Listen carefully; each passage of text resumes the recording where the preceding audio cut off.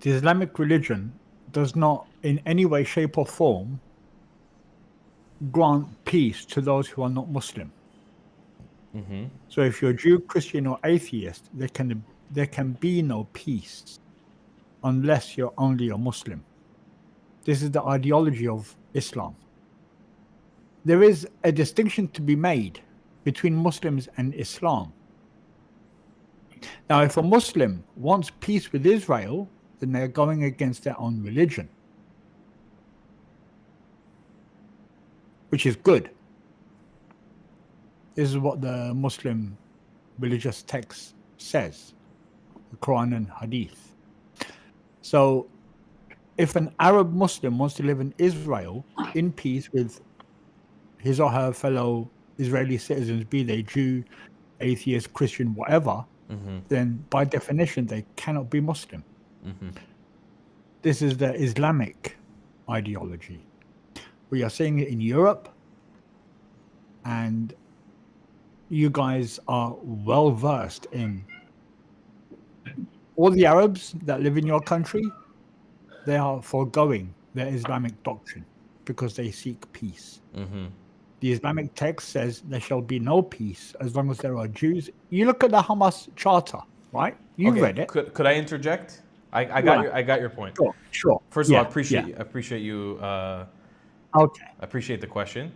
Yeah. So I can't say specific details for at least another week or so on what I'm doing and where I'm at right now in the world, but I have been in the last 2-3 weeks engaging with Christians on a very regular basis, and actually speaking in live crowds of like 150 Christians per engagement, which has been really crazy and cool for me. And I've learned a lot about Christianity in the last couple of weeks. I've also learned a lot about the fears that Christians today hold towards Muslims, and how a lot of that trauma, because of the way that Christians are being treated right now around the world by Muslims, is manifesting in in a real fear. And I'm not going to say it's irrational, because it's a real fear.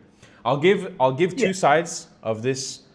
Not that you even really looked for an answer, you were kind of more saying a statement, but I'll give my perspective / analysis, because I think it's important. Okay?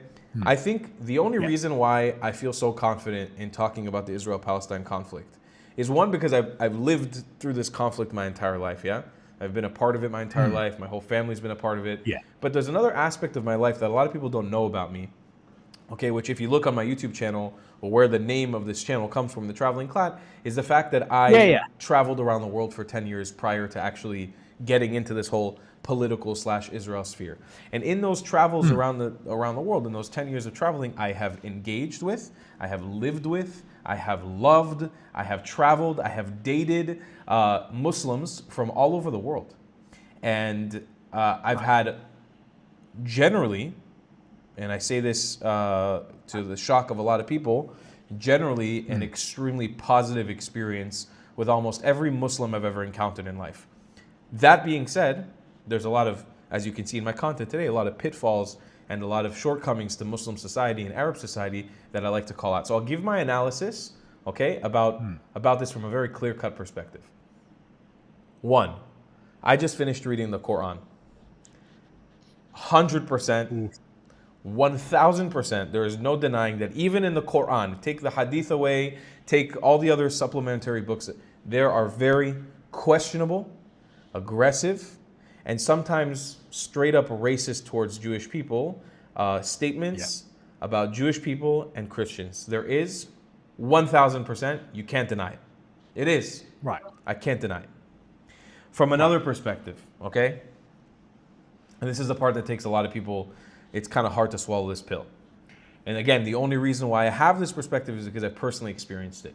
The same way that many Christian groups used to be used to persecute not just Jewish people, but used to persecute other groups of people, Christianity as a whole kind of went through a reform. And we're all acknowledge that. And I would say it went through a reform in a very positive way, because the Christianity we see today that we all exist with is a way more beautiful manifestation of Christianity. And the different streams of Christianity that we've gotten to today, you know, they had to go through a lot of trauma and a lot of war and a lot of colonization and a lot of persecution to get to the Christianity that we have accessible to us today. And I can say personally, as a Jew whose family probably at one point was persecuted by Christians at some point in the world, I can't verify that, but just makes sense. I'm happy to exist in a world with a reformed Christianity. And I don't mean reformed Christianity. I mean a reformed movement of this organized religion. I understand what you mean by reformed Christianity, So- because me as a Yeah. Christian, there is the theological church argument from the Reformation, i.e., 1517 from the Catholic to the Reformation, and I consider myself a reformed Christian theologically.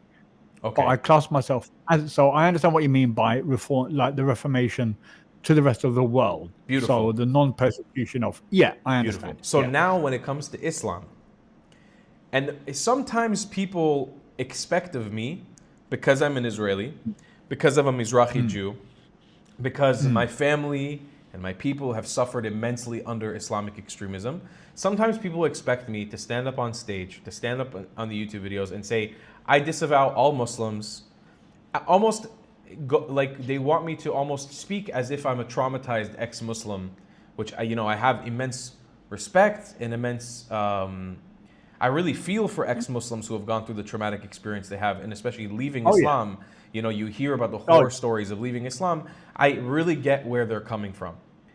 But from my perspective, and I don't know if this is fortunate or unfortunate, I have been lucky enough to see aspects of reformed Islam and different Islam that just, I cannot feed into the extreme negativity and generalization of all Muslims.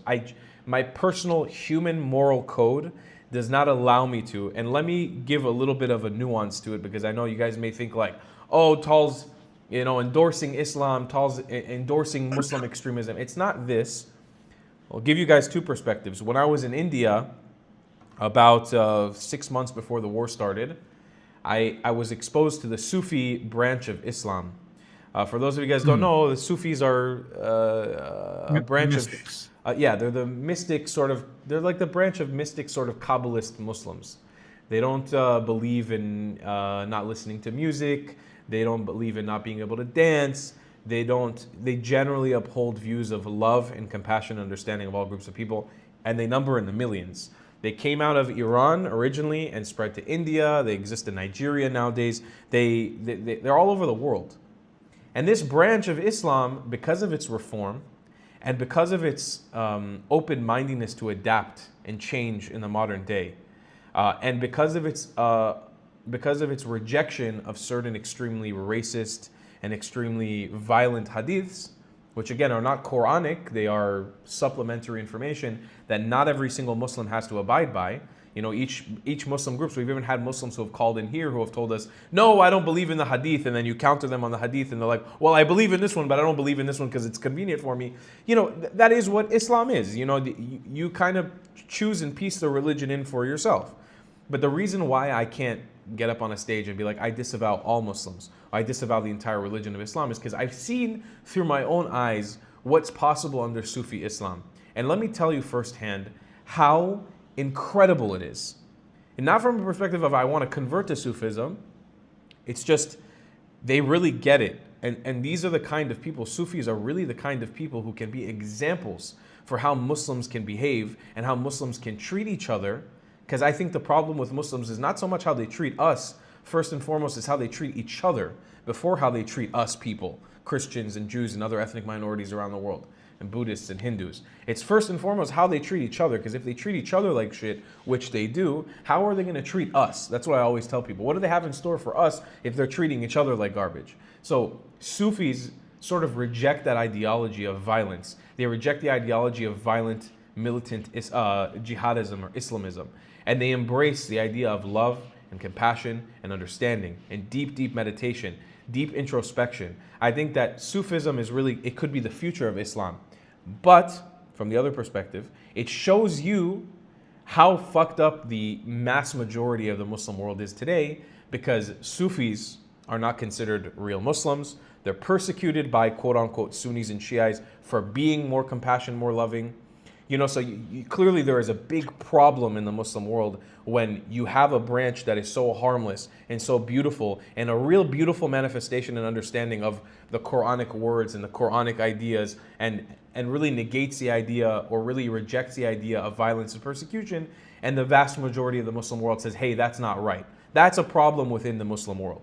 And again, just to add one last thing, and I'll let you speak again, Ahmadi Muslims are very similar in that perspective because they've been so persecuted. And Alawites, I would say, are also kind of similar to this perspective as well. People think that Islam is this all-powerful 2 billion people ummah that's united in this one cause. People don't understand how vastly destroyed the Muslim world is from the inside out. It's actually one of my goals is to destroy it even further for them from a personal identity understanding of being Arab and being Muslim. Because Muslims, the biggest enemies to Muslims in the world are other Muslims. The biggest danger to Muslims is other Muslims. The biggest danger to Arabs in this world are other Arabs. They kill each other and murder each other and harass each other and do the worst violence to each other on a rate far, far larger than any other group of people on planet Earth towards anybody else.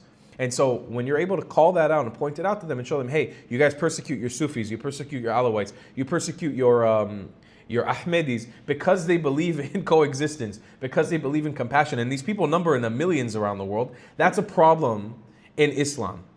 But it doesn't mean that we can't inspire change. So long rant over, I'll let you touch on it. But that's kind of my perspective on what's possible in Islam.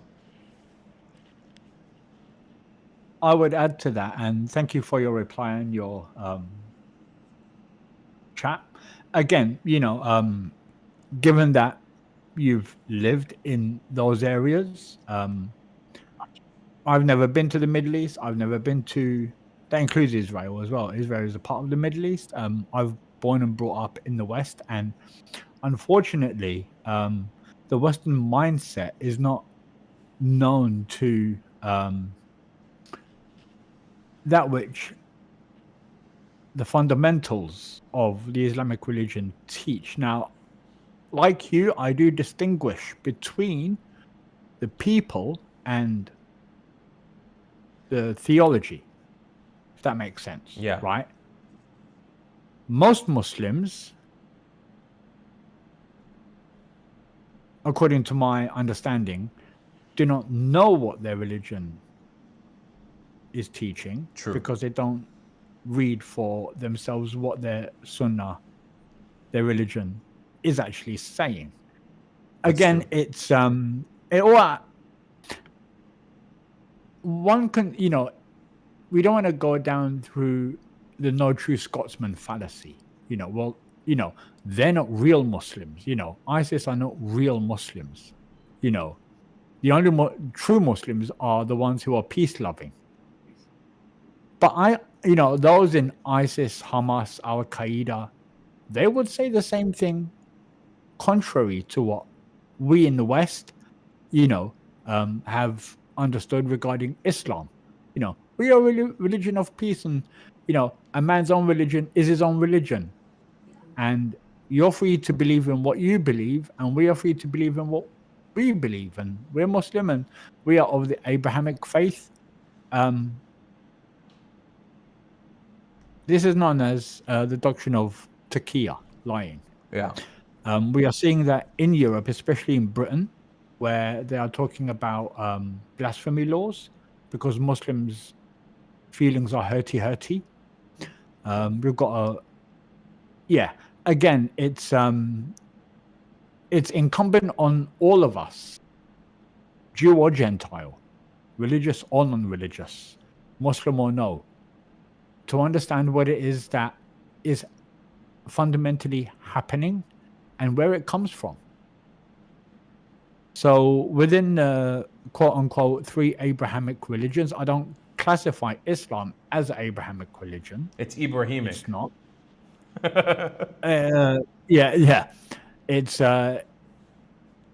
It's contradictory to what the Abrahamic religion, Judaism and Christianity actually teach. Yeah. But given that, my last point would be just keep it kind of brief if you can. I want to take the next caller. Sure, yeah. For those of us who don't know too much about Islam, there is the internet, and we can figure out the fundamentals of what Islam fundamentally teaches regarding other religions and other people groups. Mm-hmm. So I would encourage anybody to, study upon that. Ex-Muslims, be they Christian or non-Christian, it doesn't really matter. and go to the sources, you know, the Quran, the Hadith, the interpreters, and things like that, to finally figure out why it is that we have, you know, groups like ISIS, Al Qaeda, and stuff like that. Then we can properly then adjudicate what it is that we're facing against. Okay. That's what I would say. Thanks.